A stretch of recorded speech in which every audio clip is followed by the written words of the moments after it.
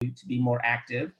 I work for CPS Energy, but I'm also been an active. I played an active role for a number of years in the whole area of community broadband. And I'm on the NATOA board, the National Association of Telecommunications Officers and Advisors, a mouthful. So happy to be here and looking forward to getting to know people, better. Well, thank you for serving in your advisory capacity, Gabriel, and it's good to see you again. Ms. Michelle Vega. Hi, everybody. My name is Michelle Vega, and I'm the Chief Technology Strategist at the Intercultural Development Research Association, or IDRA for short. Thank you, Michelle. Appreciate it. Mr. Cliff. Hi, everybody. I'm Cliff Zenkrath, Chief Learning Officer at San Antonio Museum of Science and Technology, or SAMSAT.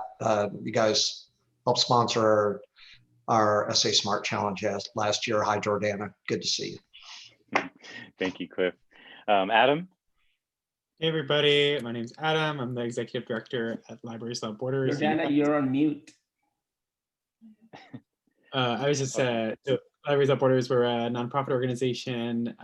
We work nationally with a big presence in San Antonio, where we launched the Wash and Learn initiative to bring tech learning, internet and computers into laundromats. We also have a initiative we launched during the pandemic to distribute devices through Frank Garrett Community Center, as well as laundromats and other public parks and public spaces. Love it. Thank you so much for joining us, Adam, all the way from the DC area. So thank you. Miss Angelica. I'm Angelica Cluna with Goodwill Industries Goodwill Industries of San Antonio. I run the electronics program where we refurbish devices to help connect people to the internet. Awesome. Thank you so much. Thank you so much, Angelica. Laura Cole. Good morning, everybody. Afternoon, everybody. I am Laura Cole. I'm the director of Bibliotech, Bexar County's all digital library. I am also working on the county's pilot project for connectivity, which we are dubbing Bibliotech Connect. So it's nice to be here. Awesome. Thank you so much for joining the call today. Brian Regnier. Hi, everyone. My name is Brian Regner. I'm the Director of Innovative Projects for City Education Partners, an education-focused nonprofit here in San Antonio. And I'm also currently spearheading a project at Edgewood ISD with Jordana and a few other folks on the line here to build a private LTE network alongside the city's Connected Beyond the Classroom initiative. Awesome. Thank you so much, Brian. I get Mr. Ron. Hey, I'm Ron Suzek, the Library Services Administrator from the San Antonio Public Library. Awesome. Thank you so much, Ron. Jordana? Jordana Martin, Vice President for Community Investments for Methodist Healthcare Ministries. And I didn't get to talk to all of you all about my new position and the great work. I continue to support and work on the project with Brian on Edgewood ISD and Connecting Beyond the Classroom. And so we're excited about that. We'll be presenting to Candelaria's group on January 12th. So you can see the update and the exciting developments there. And working on projects with Renee in Brownsville. And we're about to kick off a telehealth project. So I'm very excited about all that and here to share with you all. Thank you so much, Jordana. Really appreciate you. And I guess, Mr. Alanis? Hi, yes, this is Miss Alanis, sorry. Yeah, hi, Chivis Alanis, and I'm actually just a nonprofit consultant, and I work with a variety of nonprofits in the San Antonio area that are experiencing, kind of the digital divide, and so I just wanted to learn more about this group and how I might be able to tap into some resources. You got it. Thank you so much for joining us. Always good to hear a new face, and thank you for joining us. Absolutely. Scott Lelleman. Hi, I'm Scott Lelleman. I'm the Director of Technology for South San Antonio ISD. I've kind of been in and out of this group since pretty near the beginning. We're working with a lot of these entities to try to help connect our kids. Awesome. Thank you so much for joining us, Scott. Thomas Marshall. Hello, everyone. Along with Michelle, I'm also with IDRA. I'm one of IDRA's new Educational Policy Fellows of Color, and I'm going to be working on digital divide issues as well and digital inclusion issues with them. So I'm really excited to get to know everyone in this group and hopefully work with you all. Excellent. Thank you so much. Zara Belaya? Zara? Hello, I'm Zara Bellier, and Sorry, I'm missed that. Writing Studio Coordinator, which is like a writing center director for Kaiser University, the Fort Lauderdale campus in Florida. I apologize, Awesome. my audio is not great. Oh, well, it's okay. We appreciate you joining us. And if you have any problems with your audio, if you want to type in anything, we'll be looking at the chat box. So, if you have any difficulties there, we're here to be with you. And last but not least, a special guest that we asked to join for our meeting and hopefully for future meetings is Mr. Zach Cochran. Good afternoon, y'all. My name is Zach Cochran. I'm State Representative Diego Bernal's Chief of Staff, who also helps with his legislative agenda. So it's great to be with y'all. Obviously, it's our office's first time here, but we'll definitely be connecting with you guys in the future. Thank you so much, Zach. And I saved you for the end because the real purpose of this general membership meeting today is a little bit different from some of our others. Stemmed from a conversation that Zach and I had with a representative last month, where we have this unprecedented time right now as we move into not only a new Congress in DC, but a new legislature in 2021 and beyond, where the work that we have done, I say we as digital inclusion advocates and supporters and doers, has changed quite a bit. We've gone from demonstrating and illustrating what the problem looks like for a number of years, and whether you've been in academia or whether you're in the nonprofit space or with the city, we have all been working to elevate the concept of what digital divide is and what the impact in the community. And I don't think anybody would have predicted a pandemic happening and really turning that on its head. But what it's done is it's kind of shifted the dialogue of from what is the digital divide to how to fix the digital divide. And as and this is something that I don't think anybody here would have predicted, right? That now it's on the front page of newspapers and it's at the top of all these national organizations to try to tackle this problem. Our city put it as one of the 4 pillars of resilience and recovery, right? To learn from this divide, to move forward into a more comprehensive and protected community and more connected. So I think now more than ever, I call it lightning in a bottle. Now we have everybody's attention. We have everybody's good ideas that are all here part of the problem or solution. So now I wanted to have us have a conversation. There's no structure here other than the different legs of the stool. And what I really wanted to do was just kind of have a discussion of ideas that have worked maybe in other states or have worked in other parts of the country, or maybe even at a local community scale, that could be suitable perhaps for a state or federal policy. So a best practice, if you will. And I thought about, I'm hearing a lot about digital equity quite a bit, and I don't consider myself somebody that is super familiar with digital equity, because I feel like it's kind of an overarching kind of concept between the 3 legs of the stool and beyond. So we get that if anybody has an ideas related to digital equity, and you want to bring something like that forward as an idea or a concept, please give it a little bit of color so that way everybody on the call kind of understands what it is. But I think I would like for us to kind of talk about access, affordability, and digital literacy and training in those 3 areas. So if you have an idea, maybe you can just say, I have an idea that talks about access. And then that way we can we're recording this call, we'll take this call and we'll make some more detailed notes. But the goal of this call is to basically tease out from the general membership, what are some ideas that we can put forth to our elected officials and things that we can maybe ask for our federal officials as they're looking and shaping these policies and legislative solutions. So that being said, this is an open floor. So if you just make sure that you're not talking over anybody else, we want to be respectful for everybody's ideas. We have an hour, but I will say that if there's an idea that you think of after this call or a light bulb flickers sometime over the weekend, we'll drop in our email address. So this is more of like an open door. Submit your ideas as you have them. Obviously, time is of the essence. We have a legislative session starting in early January. We have a new Congress convening in January as well too. So the sooner that these concepts can be as refined as possible before we hand them over to our potential elected officials, I think that would be the goal here too. So that being said, before we start, does anybody have anything else that they would like to kind of add? Hey, Gabriel.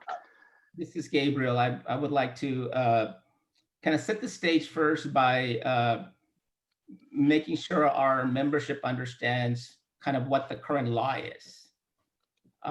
Because, you know, I think there's a lot of misconceptions about, you know, what local governments can and cannot do. You know, so just to be clear, in Texas, there is a prohibition that stops local governments from providing telecommunication services, and that is a defined term. It does not include the provision of internet services, which is an information service. So as we stand today, there's really nothing stopping a local government from a legal perspective if that local government wants to become an internet service provider. Now, I'm not advocating that local governments necessarily become internet service providers. All I'm saying is that that is the state of the current law. And there's certain things that local governments can do that are not considered providing internet service at all. You know, so for example, you know, putting out a public Wi-Fi, you know, hotspot, that is not the provision of internet service. That is just, you know, essentially putting out an access point for, you know, for guests. That's all it is. A host can do that, whether it's a private company or whether it's a public entity, just as an amenity for whoever they're trying to target. Similarly, the project that the city of San Antonio is doing with the Beyond the Classroom program, it's a private wireless network. We're talking about the use of a public spectrum, and that anybody can do that, and anybody can use that. So that is not the provision of internet service either. These are kind of technical, wonky issues, but they're really, really important in terms of understanding the space. You know, so just so that we're clear, the proposal that the city of San Antonio is working on is not the provision of internet service. It is nothing more than an enterprise using allowable public spectrum. This is spectrum that the federal government and the FCC have ruled can be used by anybody. Just like Wi-Fi is public spectrum. Anybody can use Wi-Fi. Anybody can just establish a hotspot. This is a private wireless network is nothing more than essentially expanding that concept to cover, let's say, an entire neighborhood or an entire business campus like USAA, for example, or a university campus. It's the same concept. So just so that everybody understands that. I think during the legislature, we may have to play defense. And so there's probably more concern about changing the law in order to stop governmental entities from doing something than there's really no need, I guess, to change the law. And any attempt to change the law is probably going to be in order to place prohibitions or make it more difficult on local governments to provide solutions. And the reason for that is because the industry wants the solutions that the industry is putting forth is for government to provide subsidies for customers, which will then go to them. Yeah. 15 minutes. Yeah, that's a really good observation, Gabriel. And I think I think I share that same sentiment too. I feel that you know, from a what a city can and can't do, I don't necessarily want to I don't necessarily want to take on that David and Goliath at this point. I mean, I feel that playing defense is probably the obvious way to do it. I don't think, I don't know what we could accomplish by going in and you know, and trying to fight the ISPs. I feel like that would be very difficult, and they're very protectionist. I mean, that's just the reality of the nature of the industry. But I don't want us to really get too into the weeds on some of those items, as you were alluding to. I want to maybe focus on the access, affordability, and digital literacy and training, and not really try to really worry about the tip of the spear, so to say, with the fight with the ISPs or the kind of situation that we're dealing with from there. I certainly hope that whatever we have utilized to get to today does not change or close. And that if there is anything that involves municipalities, that it actually enables them to do it more effectively without the worry of being, you know, threatened, if you will, by these ISPs. But Zach, I have a question for you. What would be most helpful to Representative Bernal? In terms of pushing an agenda regarding access and affordability? Right. You know, what are you hoping to learn? How can we help you? How can we help Representative Bernal in this space? Yeah, you know, our office had a conversation with Renee early on, probably about a week or so, probably about a month, I guess, or so ago. My time is combining, everything's the same. It's really a discussion about, you know, I think that Renee made a good point that the sights are on access and affordability right now. I think we found a nexus between public education and internet access that just was exasperated by the COVID pandemic. For example, you know, we saw that SAISD lost contact with kids, and that absolutely wasn't just an SAISD specific example. You know, it happened across the state. The governor, and you know, I think obviously a very different political party than Representative Bernal, put together a task force on broadband and making sure that we can get access across the state. I would argue that the conversation is really going to be more of an urban and rural conversation. You know, I think all of us here are understanding that we do have these spots within our very urban setting where broadband is not accessible and not affordable. But I think that the state level, the conversation is going to be largely on rural settings. So I think from a perspective of, obviously our office understands that this is as much of an urban problem as it is a rural problem. So helping us force the conversation that you know, there are kids in South San Antonio and East San Antonio that have just a difficult time accessing broadband and Wi-Fi, not even having digital devices as much as it is, you know, those kids in rural West and East Texas. So for our office, not only being able to access the knowledge of you guys in general, of how this stuff works, you know, I can tell you that I haven't spent a lot of time reading up on internet policy and stuff like that as much as I have been tax policy recently, actually. So having you guys as a resource is definitely going to be beneficial.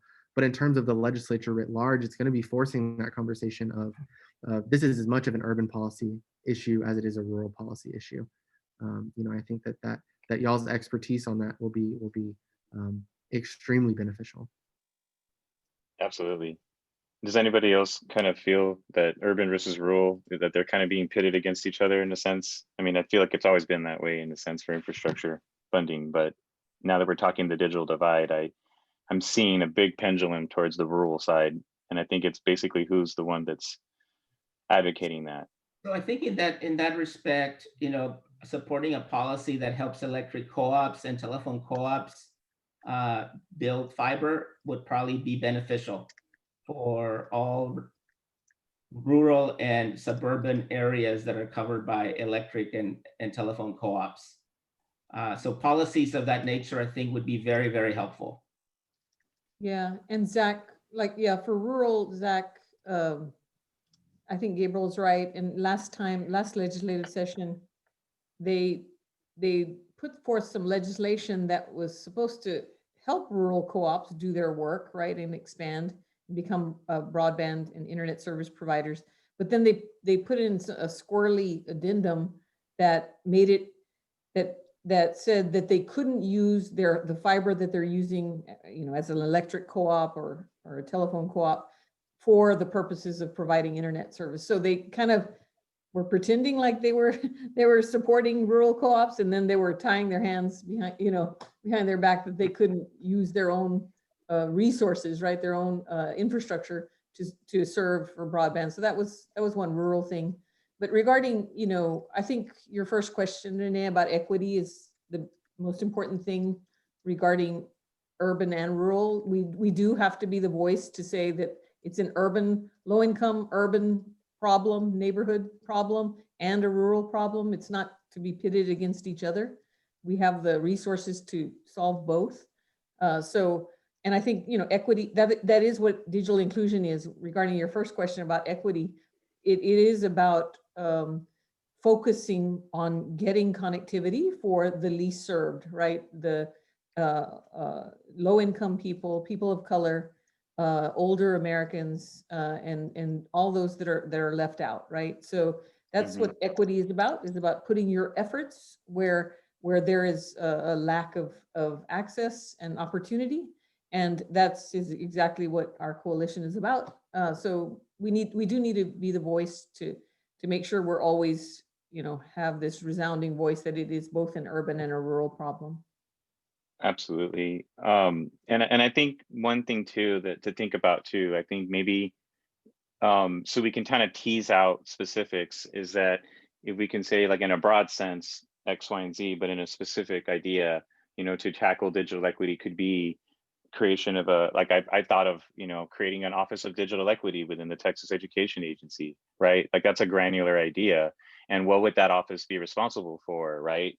That's an idea that I kind of came to the table with without really an existing example from another state, is to say, like, how can we charge an agency to be responsible for that equity, Jordana? And I think that Zach is right. We have education now that is basically justified a lot of these community-led solutions because they can't leave our students disconnected. So do we maybe explore, and I think I touched on this during a San Antonio Startup Week panel that I had with Ms. Marissa Perez and Representative Bernal, is do we talk about the standard of education as inclusive of these devices and this connectivity, right? Like, we can't assume that the classroom is always going to be in a physical building somewhere, and that the quality of educational curriculum and the quality of that environment requires that connectivity. It requires those devices. We already had the homework gap, right? We can't let people forget that was already a gross inequity in our educational system and the educational opportunity.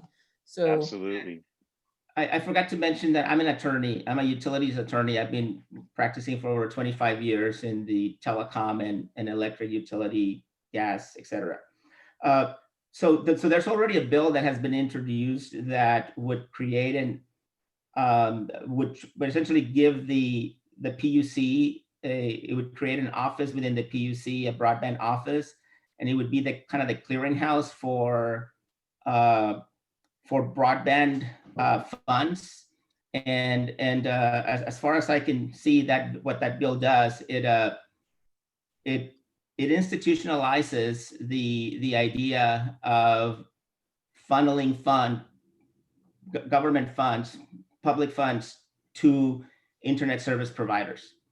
And so making available funds not just to the private sector, but also to public entities to build projects such as private wireless networks, I would help the urban areas, so that coalitions, school districts, cities, nonprofits could have access to those funds, to build these type of networks that at the end of the day, actually give the internet service providers more business. They may not give them the rate of return that they would get from serving customers themselves, but the reality is that we're talking about customers that cannot afford their service to begin with. They're not customers at all. Yeah. So this Present. is really an idea of aggregating customers that, actually not customers, aggregating students, for example, whose families cannot afford an internet subscription to begin with. And aggregating them in a way that then connects them to the internet through a school district, so that the school district then essentially has to enlarge their internet service, capacity From the ISP. from the ISP. So making funds available to governmental entities for those efforts would be something that would definitely help urban areas. Oh, I love that idea. That's a great idea, Gabriel. I think that from a K-12 perspective, one of the things that is most pressing for us is, even with these initiatives where the city is going to put in some infrastructure, or other entities are going to put in some infrastructure to allow our students to connect from home, there still is a subscription cost for that. And so what we're seeing right now, we've purchased a bunch of hotspots this year for our students. And the question is, are we going to continue that cost year over year, or the cost that the city has proposed is around the same cost as those hotspots per user? And I think one of the things that from my perspective that we would appreciate is maybe someone at the federal level being able to talk to the FCC about allowing some of those costs to be covered under E-rate, because right now they are not. That's a good idea. For example, But- we get 90% of our internet service cost offset, but we can't offset any of the cost of the hotspots. Thankfully, we have some money from the state that's been made available to where we can, we've actually been able to obtain a bunch of these hotspots at no cost to us this year. But if it's, that's because we're in the middle of COVID right now. And so if we continue this year over year, it's something that either the district's going to have to decide to pay for, or we're going to not pay for it. And then our students are going to be right back where they were before. Sustainability what of the is solution. City charging? What is the city going to be charging per month that the school has to pay? It's in the area of about $15 to $18, I think, per month. Once they're going to cover the first year, but then once that first year's up, then the cost comes to the school district. Right. Okay. One of the things that we're doing around the Edgewood pilot, the independent pilot, is we're building in philanthropic support for the school districts, right? Long-term relationships with major philanthropies, and starting a fund to support all those other pieces of it, right? The devices, the service. And right now I'm doing the analysis of this, compared to the mobile hotspots, the analysis of our projects in San Antonio. And so I'll have more information, but that has been our response, is that was as low as we could get it, because we couldn't, and it's a permanent infrastructure in low-income communities. And we could talk about the value of that, later, but it also provides a lot of opportunities, in other words, for digital inclusion, experiential learning for students on broadband networks and things like that. But bottom line, we've mobilized, and Renee has been involved in this, Brian Regner, Gabriel, we've organized the philanthropic community to come together to develop these relationships with schools, at least in the demonstrations. So we're thinking about it and we're trying to solve it. And, but I love your idea of E-rate. I mean, we have this opportunity with the new administration to make major progress on E-rate. Well, let me just let's hope. reality check on the FCC. The Senate just approved just confirmed a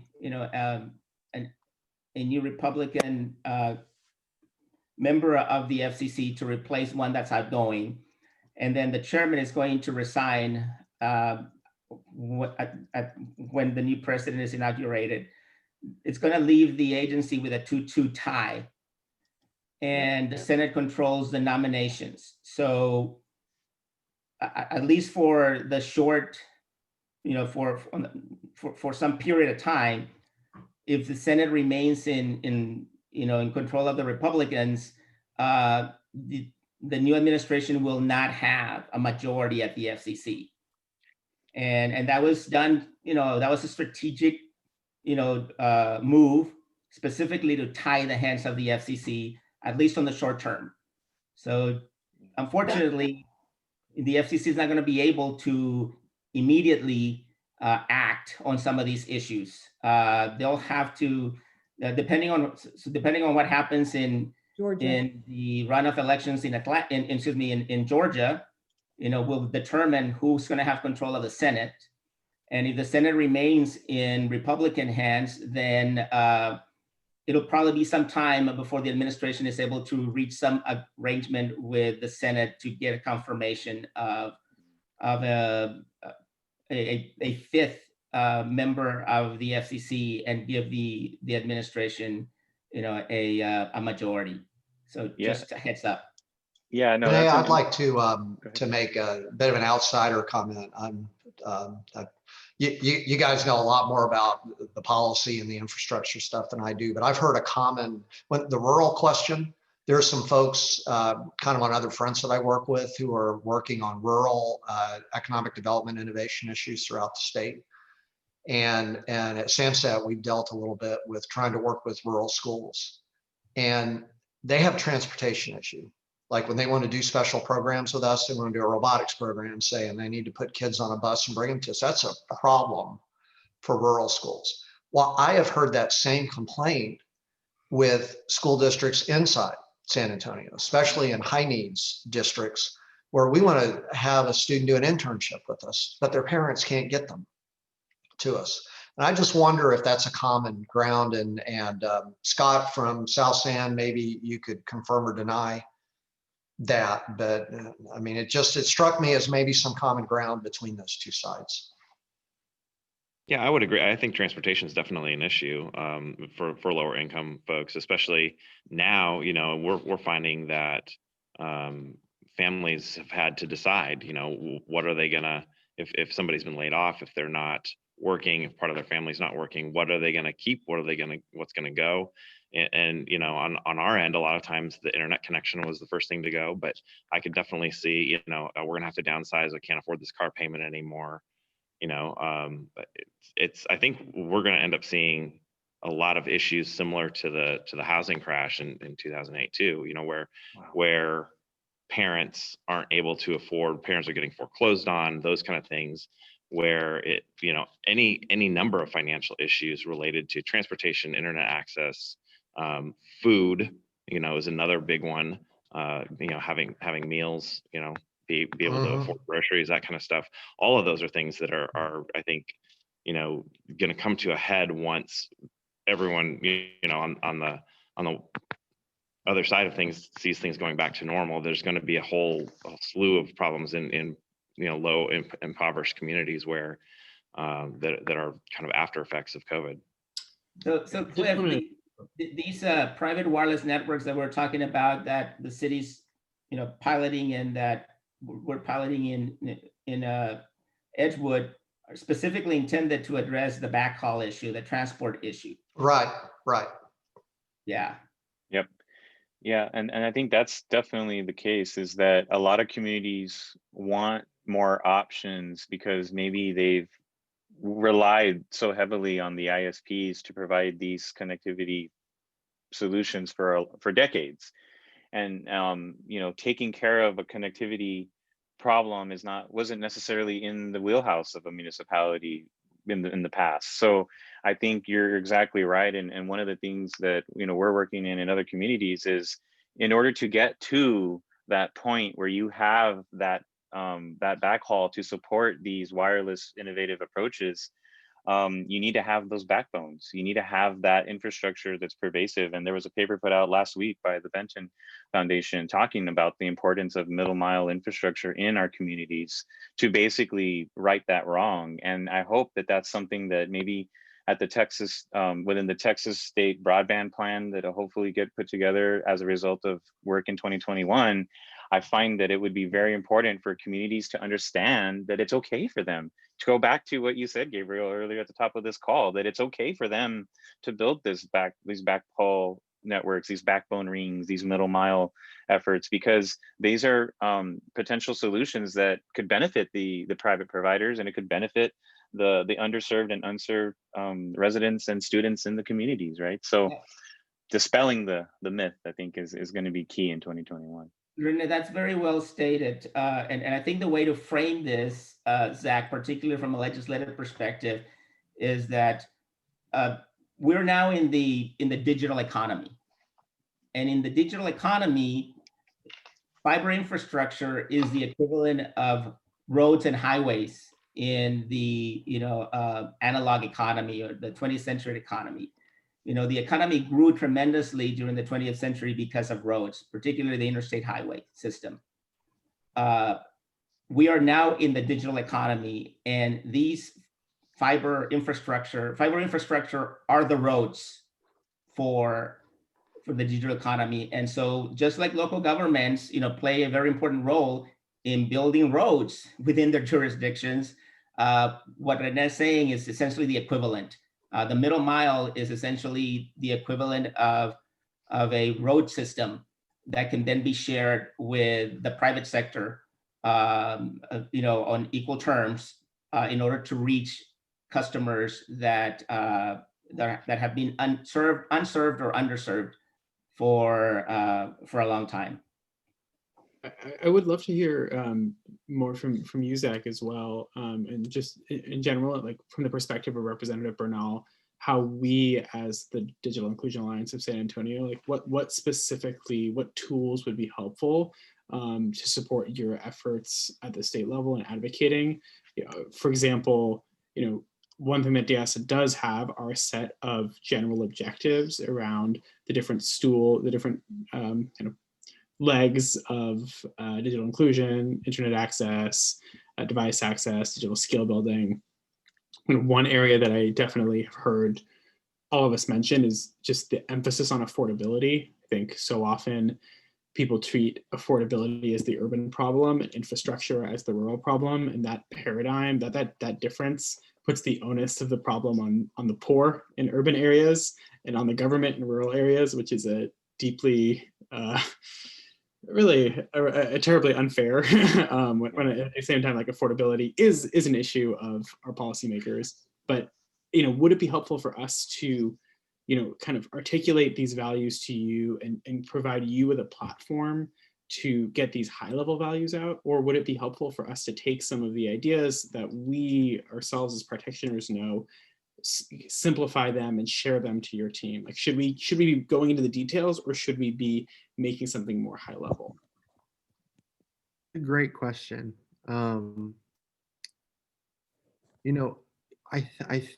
So to me, as a staffer, what is most important to me is seeing the granular data, because that's, our office makes those policy decisions based on data, right?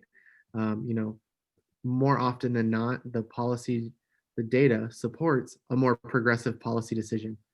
I think that's something that's well understood among Democrats. The one thing I can say is that we are one of a body of 150.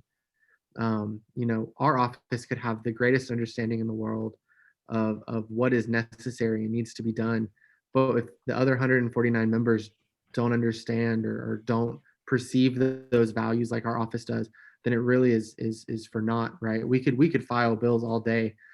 So I think what would be most beneficial from y'all is, even though y'all are the digital inclusion, from San Antonio, is making those conversations with other lawmakers in the area, but also lobbying advocating on a bigger platform, right? We have meetings with individuals from groups across the state almost every day. It's making the point to other lawmakers as well, providing them with that data, having these conversations with them and their staff. I think from our perspective, data is always a great use and a great tool for us. But it's also, those conversations need to be had with other members too. And that's something that Renee and Representative Bernal and I discussed a little bit, right? Is those other lawmakers need to understand the story of why this is important. In a general sense, this session is going to be very different than sessions past, not only because of what we're going to be focusing on, right? Like, I think that there will be a conversation regarding broadband and access and affordability even on a broader level. I think from there, we need to be able to shift the discussion, like I mentioned earlier, to it's not rural versus urban, it's rural and urban. Like these are different issues we're having in different settings. But also in the terms of we still don't know what it looks like. We're 1 month out and we have no idea what session, what committee hearings are going to look like come the spring. But being involved is going to be important. We're largely under the impression that virtual committee hearings are going to be a thing. That increases accessibility for certain groups vastly, right? It's very difficult to say, I'm going to Austin on this date and I'm going to go testify for this bill. Having that support, being aware of the bills that are being filed, the bills that are moving, letting our office know, hey, we found this great House bill, it's moving. There's this one thing that I think needs to be addressed in it, or there's this one thing that will make it better. So information with our office too, just sharing that information. I think as practitioners, y'all have that understanding of, if we address this one little thing that would impact so many people, we've got all kinds of bills crossing our office and all kinds of topics that we really do. We rely on practitioners to tell us, what is going to be what is best, right? There may be one thing that Diego and I think is like the cream of the crop, but could actually, there's something much better than that, right? So just open avenues of communication, and seeking out those avenues. I can tell you that there are many other offices that will have a meeting with you regardless of anything, right? Like if you say, hey, I want a meeting, staff will meet with you. I can't say that for all offices, as I don't know, and I suspect that it's a little bit different in every office. But making those connections with other lawmakers and telling the narrative of I think that this group in particular will have a really big impact on being able to frame the conversation of urban and rural versus urban, aside from urban versus rural. And I think that needs to be told. So I think that that's kind of how you can help our office too, is not only, supporting Renee and the conversation that he's helping our office with, and all of you guys are more than welcome to have with us, right? In fact, when we're done, I'll drop my email in the chat box so everybody can have these conversations with me, but also having them with broader parties. Yeah, Yeah. do you think young people like Gabriel and I are going to be doing some workshops, and Renee, some workshops on the border with the young people that have formed their Connected Brownsville organization, and train them on these policy issues so that they really have a great understanding of the decisions that they're going to be making throughout their life, and in particular this decision to close this effort to close the digital divide and this gross inequity. Do you think young people how could we help them be effective voices, because they're so young and vibrant and smart? How could we help them to know that they can have a voice in the legislature? Are there any avenues that they could be invited to? Or, we're working with this group in Brownsville right now, but of course we can work with students in San Antonio as well. We want them to be very aware of the digital world and all the policy and legal and ethical decisions that they're going to be responsible for. So I love that, Absolutely. Jordana.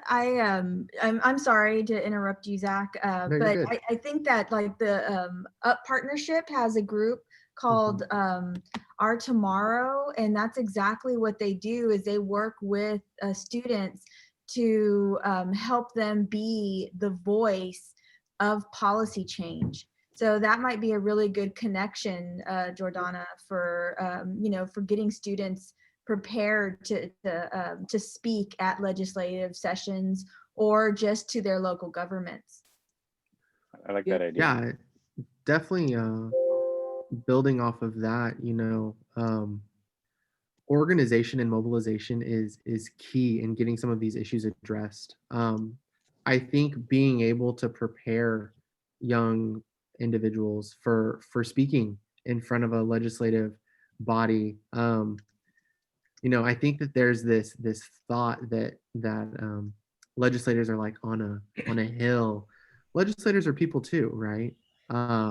You know, I think that that's something that needs to be addressed. You know, just mobilizing and preparing these individuals is best to shifting policy ideas. You know, I know from firsthand perspective, our office, if we're told something, and start like getting more and more communication based on one thing, like then we start paying attention, right? Like, yeah. I think that's the thing, is that the legislative session is so broad. Last session we had like 7,500 bills filed, and you know, I can tell you that I didn't read all 7,500 bills, but saying, you know, hey, this is something you should be paying attention to. Zach, you know, If you all do that, you know, just a reminder, last year's SA Smart Challenge, the Mayor's Gatesville Smart City Challenge, was digital inclusion. right. We got 10 teams of kids, 3 of which, or 2 of which are still developing, because CPS Energy and Itron stepped up and said, we need to implement your idea. And they're training them. So if that got real, we got kids that could be part of that. Would love that. can I offer something for Yes. this legislative session, and also to the group? I think that I want to make sure that when we talk about digital equity and digital inclusion, that we don't narrow that discussion to just internet provision. And looking ahead to the legislative session, I mean, we have to look at those things that keep people impoverished, because those things themselves prevent digital inclusion. They preclude digital inclusion. For example, like, right, it's just a simple thing, just a simple idea. You know, we're identifying these students in Southwest to participate in our program, in our pilot program. We've got a number of kids that are facing homelessness suddenly. We've got houses that can't support the booster that we want to install because the houses are too small or poorly constructed or don't have high enough roofs that a standard home would have. So, I mean, those things that I think that we really need to be aware that the concept of digital inclusion goes, if we really want to see it happen, has to be a systemic solution. Renee, this might be a good moment. I need 1 minute. We had talked about 10, but I don't need 10. Okay. Yeah, because it goes right with that topic. Before I forget, I wanted to say this. Thank you all for helping the SA Smart program, SAMSAT, and communities and schools, our sponsors, to triple the number of kids last year who were participating. We had right at 300 students looking at digital inclusion, and our topic for 2021 is food insecurity. Oh, by the way, wow. Very, very related. I had reached out to Renee when I saw this invite. I wanted to let you all know we now have a Microsoft-funded program called SAMSAT Digital Academy. We are tasked with training 140 people to enrich their digital skills and turn them into trainers. And we're hoping each one of those 140 will in turn train 20 more people. So this is a funded program. It just got locked in at SAMSAT. And I need, so we need half of those 140 to be high school 11th or 12th graders. And the other half are younger adults. That is awesome. I wanted to just mention the project that Brian Regner and I are working on with Texas A&M and Michelle and her team at IDRA, the Digital Inclusion Scholars Program. They're going to be running the help desk, and it's going to be junior high, high school, and college students getting IT certification and training, customer service training, and other experiential learning opportunities on their own network. So Cliff, we'll connect with you, because we're very much, you know, some of your students will be involved in this, and they're going to be the very lowest income students in our city, right, are going to have access to the best experiential learning, and they're going to get paid internships for running this help desk. So it's paid internships in their field. You can see how it's designed is to create to really invest in the people, right? When we're talking about technology, we're really talking about investing in people. So we built that into the program. As it relates to policy, as it relates to the policy discussion, the training element is an important element, right? Yep. As it relates to that project, we're looking for kids. We do not have those 140 students. And so I wanted to let you all know, because if you all have students that you would like to be part of that, please reach out. Definitely. Info@samsat.org. And I love that you're talking about training because, just like Jordana mentioned, I mean, it's so important. It's one of the literacy is part of equity, I believe, because we need to train not only the students, but their parents as well. Because part of the problem with the missing students is that the parents don't understand how to connect. And if they don't know how to connect, and if they're not understanding what a learning management system is, then the students can easily tell their parents, oh, I don't have to do this. I mean, we've heard it on multiple occasions that the students themselves are telling their parents or their caregivers, oh, I did that homework, or I took care of that, and then they're not doing it. In a district that shall remain unnamed, we ran a program about 2 weeks ago. We had 40% of the students show up. It was a required program for all 8th grade students, and we got 40% participation. That's so tough. That's what's happening. Just going back to advocacy, one thing I would love to offer is to build on what you mentioned, Zach, in terms of specific recommendations and policies.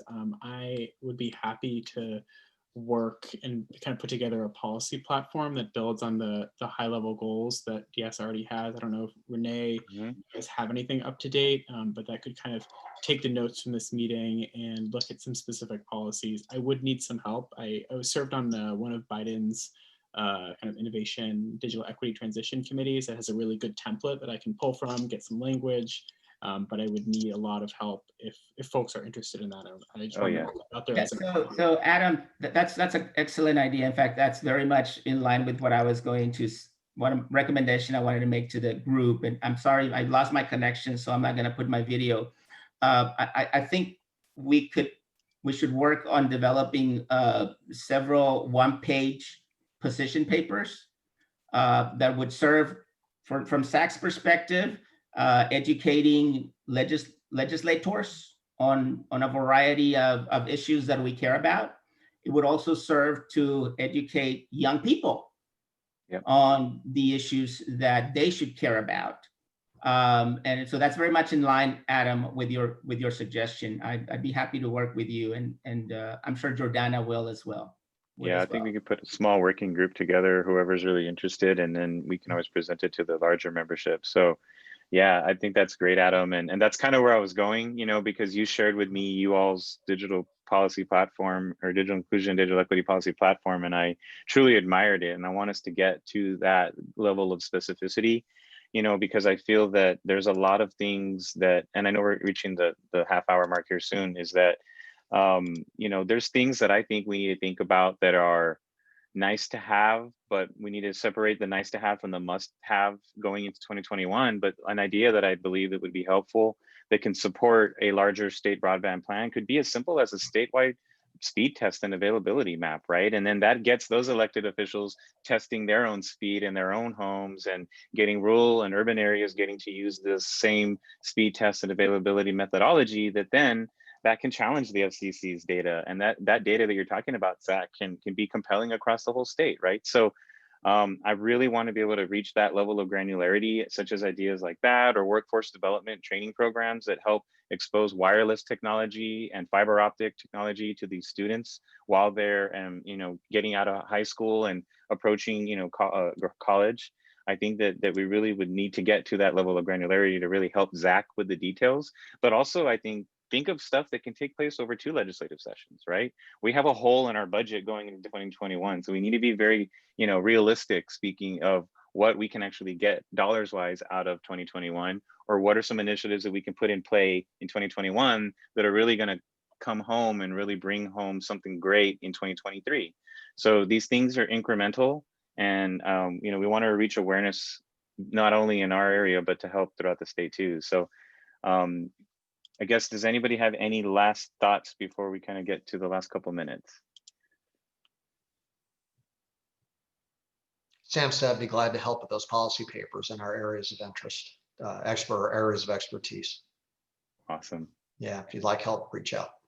Good deal. Well, we meet as a group on monthly basis, but maybe this working group would need to meet probably more often, Adam. So maybe I'll get together with you offline and see, since you know, if you're able to run point on something like that, what type of cadence you would like.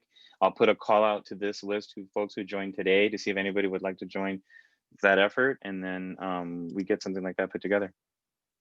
Adam, you can count me in. Yeah, Gabriel's in. He says we need the lawyer. We need our legal counsel, please. No, this is something that we need as a group, and it goes very much to Zach's point of, you know, we need to get the word out, and that's how you do it in the legislative arena, is with one page, bullet points. You know, legislators have a very short, you know, attention span, as Zach, you know that, you know, and so and that's what we need to be as concise as possible on a variety of issues, because this is not a one topic issue. Absolutely. Building on that a little bit, one of my favorite things to tell individuals who come to advocate to the legislature is the front page is for the member and the rest is for the staff. So make sure that everything in any arena that you advocate in is that front page is key to getting your point across.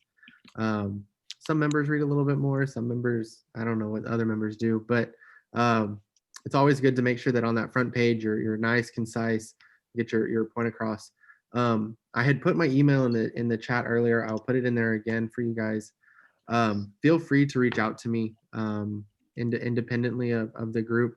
If you have ideas, you know, we're always here. That's one of the things that we pride our office on is almost every one of our bills comes from our community and our constituency. You know, we're working with Renee on something right now. Would love to have some more conversations with you guys independently if that's what you guys are seeking. And just don't hesitate to reach out if y'all need anything from our office. That's awesome, Zach. Thank you so much again for everybody who joined. I really appreciate this. You know, I think right now this topic is what, you know, the attention that we have, like I mentioned, is everything we've ever wanted. So let's capitalize on that. Let's share our ideas and let's solidify our voice. And Adam, thank you so much for, you know, I know we had spoken in the past, but I feel like this is a great thing where you'll be able to really help us at DIASA and our general membership. So I hope everybody has a great rest of y'all's weekend, and that you all stay safe. And if you have any other ideas, you know, please reach out to Zach. Zach, thank you for joining our call. Please let the representative know we really appreciate being able to be in this forum with him and yourself in this area. And I feel like it's more of the beginning of our effort. So absolutely. Thank you guys for having us. You got it. You all have a wonderful day. Take care. Hey, Zach. Bye-bye, y'all.